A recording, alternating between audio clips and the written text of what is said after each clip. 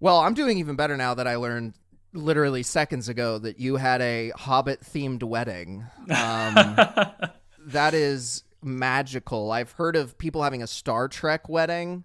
I think what's actually better about Hobbit is you didn't go for like Lord of the Rings or Middle Earth. You like specifically did Hobbit. That's like if you did like the Two Towers or something. Yeah, we honed in specifically on the Shire themed. You know, I didn't want to get too bogged down in representing the totality of Tolkien's work. So just the happy stuff. Yeah.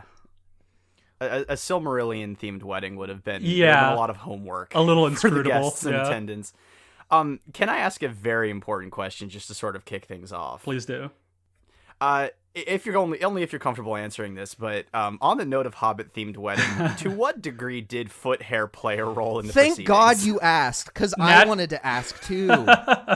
Naturally, I'm quite gifted in that already, so we didn't require guests or my wife to put any sort of what do they call, like a merkin on their foot, but a foot merkin.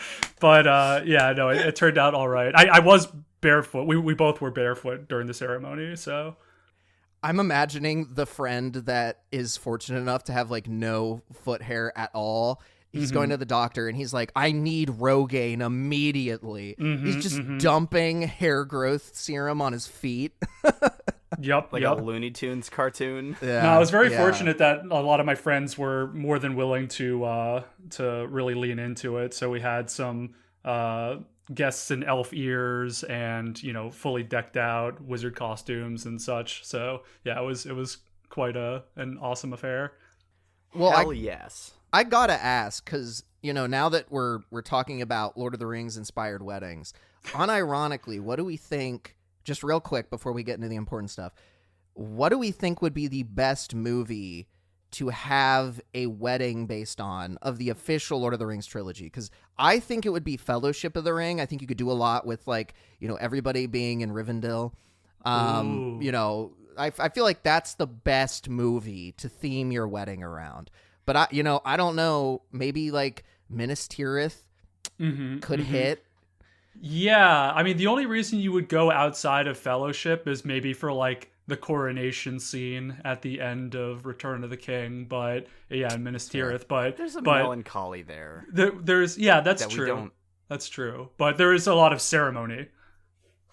That is fair. I was actually stuck on like, because I mean, I think it's fascinating that you phrased it, Zach, as best movie, because that does, within the Lord of the Rings trilogy, that's a good selection, but you would actually disqualify The Hobbit from that set if we were just talking about the movies.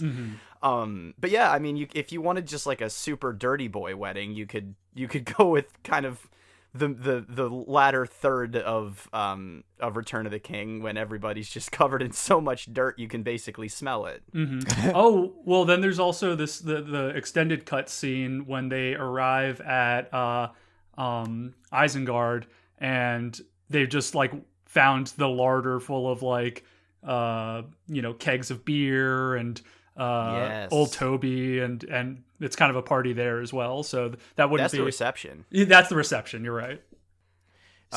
See, I'm thinking too, like, what if, you know, this is a hypothetical, you know, Chris, I don't know your wife personally, so I'm not trying to offend, but like, what if you did like a fun wedding thing where like your wife is, I'm going to butcher these names. So you're Aragorn, right? And then your wife is Arwen or whatever. But really, she's not Arwen. She's actually the one Rohirrim woman that doesn't end up getting Aragorn, and that's how you reveal that actually you've had another lover on the side.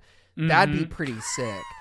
Well, it's kind of like in that scene, they at least kind of imply like that Éowyn and Éomer like have kind of like a thing for each other. So I don't know. Maybe they, or no, wait. Maybe I'm getting that wrong. Faramir, because I think Éomer is like related to Éowyn. And how could you get those two names confused? I know, for real. We do not promote incest on this show. Stupid everyone, Michael. So no, it's one of those. Yeah, I think it's just kind of like a consolation. Like, oh, you can get like the most attractive bachelor in Middle Earth, but you know this guy's pretty good too.